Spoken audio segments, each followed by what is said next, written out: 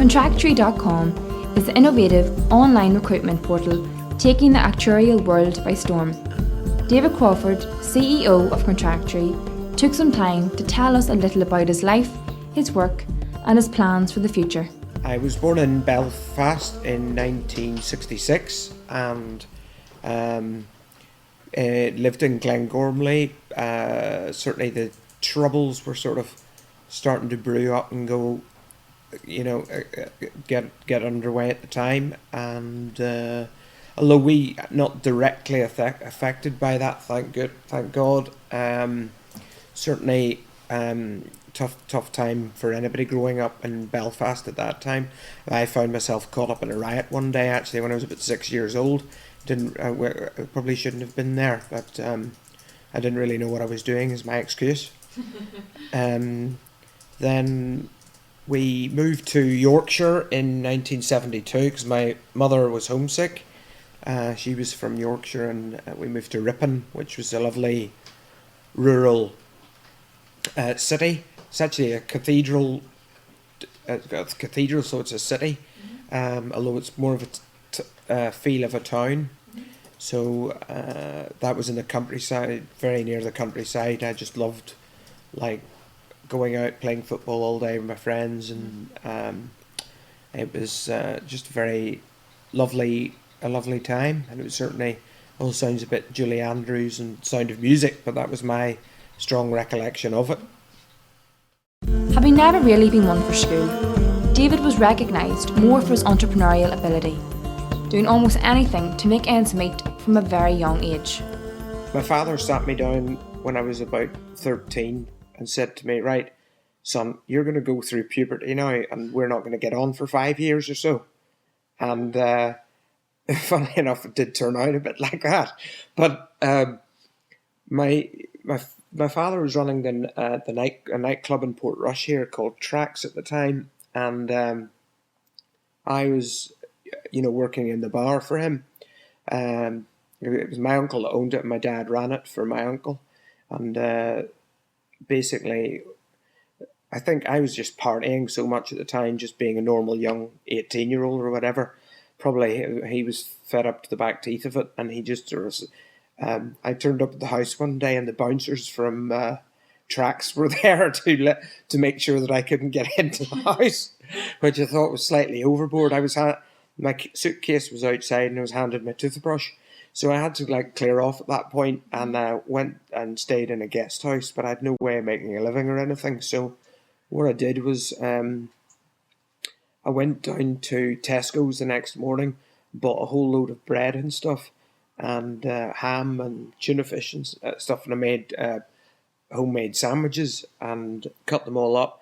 I went off to Tracks, and I went over my dad's head to my uncle and said to my Uncle Roy, Can I put sandwiches into the bar? You're not selling food in the bar." So I started selling sandwiches in the bar. Okay. Basically, what I effectively started off a sandwich company, and company's probably the wrong word at that stage, but a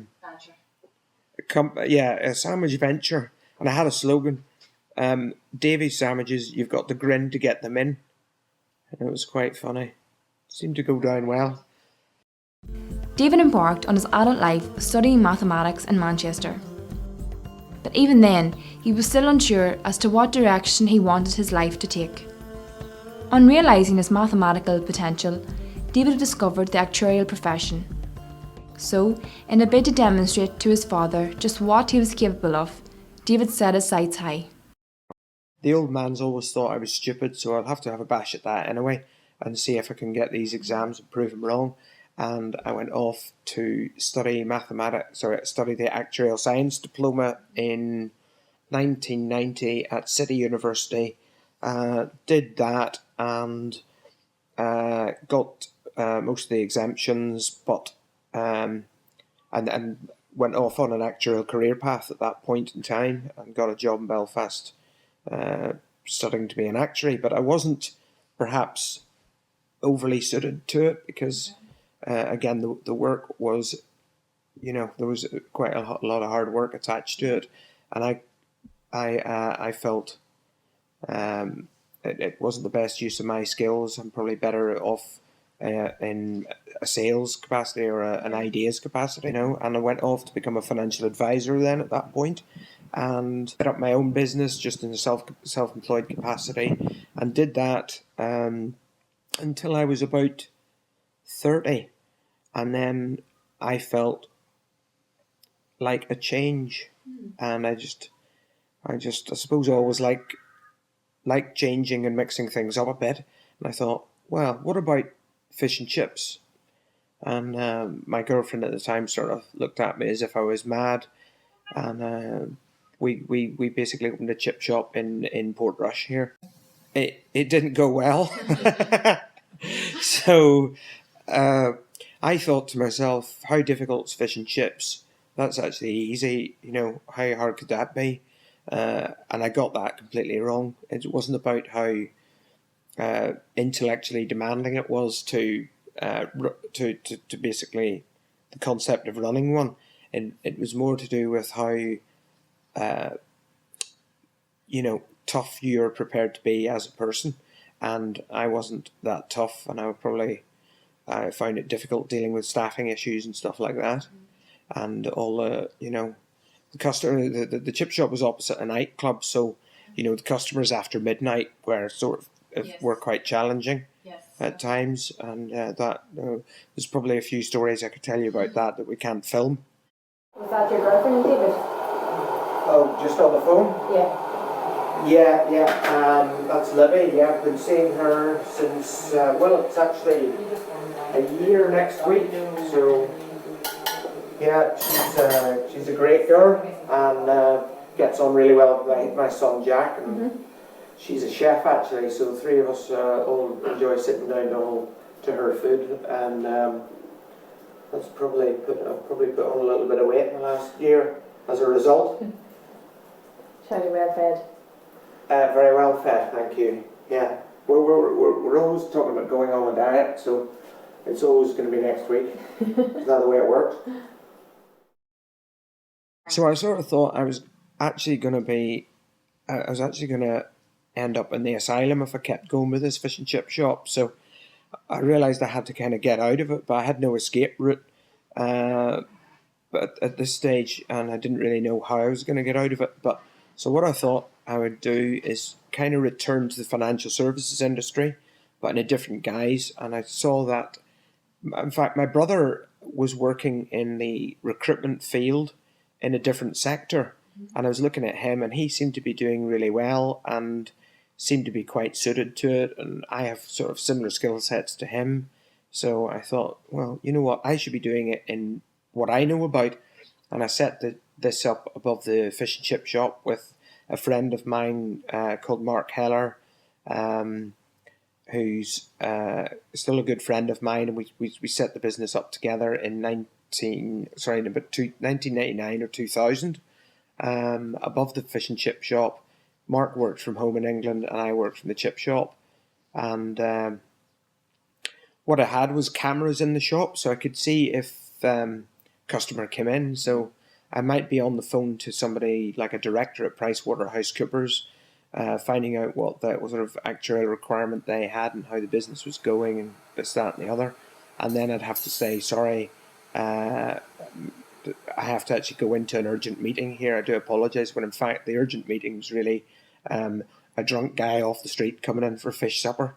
So I'd go down, serve him, get all manner of abuse from him, and then come back up and say my meeting was cancelled, and start the chat again. And that's kind of how the actual recruitment thing got off the ground.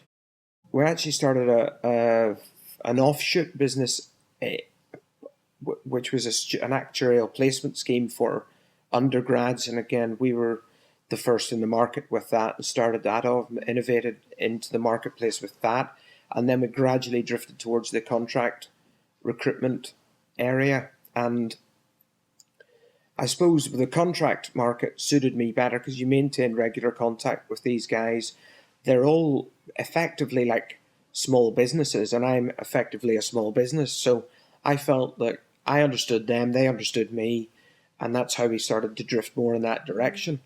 Following Dave's change in direction, from actuary to chippy to actuarial equipment ultimately, David founded the Contractuary concept. Well, we launched at the end of May, and 6 weeks later we made our first placement into a company, a big reinsurance company that had never dealt with us before, and we've 200 contractors to start with on board. We've got 300 now, and the whole thing is just amazing. It just makes total sense, and it's great to be involved in it, or we're great to set the thing up. We asked David what the actuarial industry's general response to the Contractuary idea was. Well, the feedback from the clients and the contractors is, they really love it. They just think this is unusual. It's not been done before, and the first customer that has gone on to actually end up taking a contractor on, well, that's not been done before. Yeah. So, the feedback is very positive at this stage. I mean, it's a forum for the employers and it's a forum for the contractors, and it's got to work for both of them. Of course, it has to work for Contractuary too. I have to make a living out of it, but we don't think we're making an unfair or unreasonable living. We just think the whole thing stacks up. Essentially, this is a forum for the contractors and the employers to kind of do it themselves too. So our input then can be that frees up a certain amount of resource at our end to go out and create more opportunities for the contractors or make the technology work better for the employers. Again, it's just the most rewarding thing for me is this hasn't been done before. This has not been done before, and it's happening, and it's being done now by us. It took David almost 40 years to create the Contractuary concept and to bring it to life. So, we asked him where he sees it all going in the next 5 years. I'd like to think the whole thing had gone global by that stage, and we would have contract opportunities in Hong Kong, take the wife and kids during the summer. Do you know what I mean? Do a contract, see a different part of the world, expose the kids to a new culture. That's going to be great if we can get that sort of stuff happening on a regular basis. And that's kind of the direction where we want to be going. David's Contractuary concept has most certainly taken the industry by storm, but we asked him if he always believed himself to be a successful entrepreneur. Definitely not. Definitely not. And the chip shop was a case in point. That was a business humiliation. But it's somebody had said, it's been said before, those sorts of things are real good lessons. I had no parents to bail me out. I had to just get on with it. Just had to somehow get on with it and get out of it. And that wasn't, you just can't dwell on it. You just have to take it on the chin and go, and that's just business life. It's up and down, and anybody that says it's different has got that wrong. I remember when I was about 20 waiting for a train in Manchester to go and visit my girlfriend in Leicester, and the train was delayed. In those days, that was a standard sort of thing, British Rail, and I was finding it very frustrating. And there was a guy sitting in the corner taking notes about all the train numbers and everything, and I thought, well, I can't handle this. I'm going to have to amuse myself somehow. So I went off to the local John Menzies or whatever it was, got myself a notepad. I went over to the guy who was taking all the numbers of the trains, and I said, hi, what's your name? And he said, James. Why? I said, because I spot train spotters.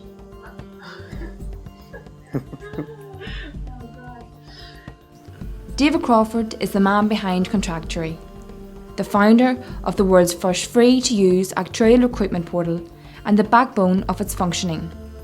A genius man who has used all of life's lessons to create an innovative service for the actuarial profession.